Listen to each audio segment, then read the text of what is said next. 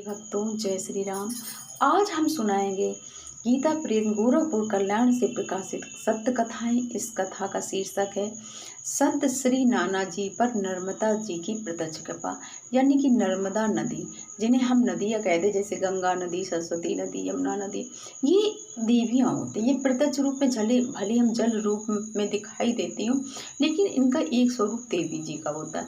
तो एक बार संत नाना जी के ऊपर कैसे माँ नर्मदा देवी जी की कृपा हुई, वही कथा हम सत्य घटना आपको सुनाने जा रहे हैं।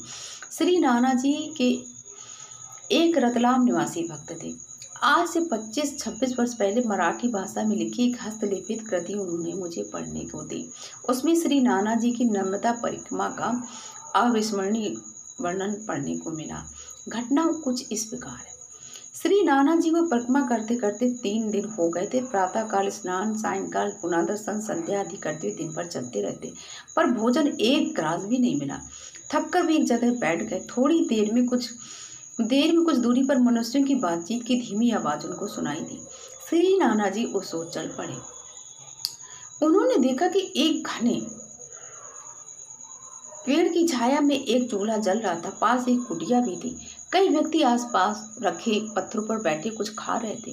पास आने पर उन्होंने देखा कि एक बुढ़िया को देखा, जो चूल्हे पर रखी कढ़ाई में भजिए तल रही थी और बड़े बड़े पत्ते में रखकर उन्हें खाने को दे रही थी। श्री नाना जी को देखकर उस बुढ़िया ने बड़े प्रेम से उन्हें भी भजिए खाने को दिए और कहा, पेट भर के खाओ, भजिए स्वादिष्ट थे। नाना जी ने 2-3 बार खाए और जल पिया, विश्राम किया।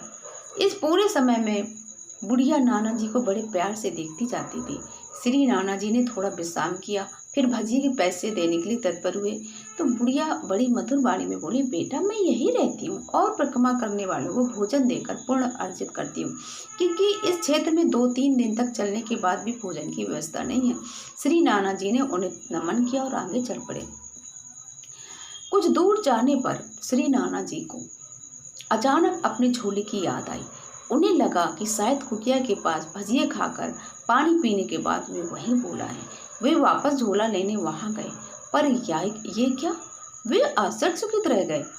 झोला तो वहीं पर था, पर वे झोपड़ी, वे लोग, चूल्हा, कढ़ाई, वे बुढ़िया सब गायब। कहने का मतलब भक्तों, देखिए भक्तों, ये सत्य कथा है।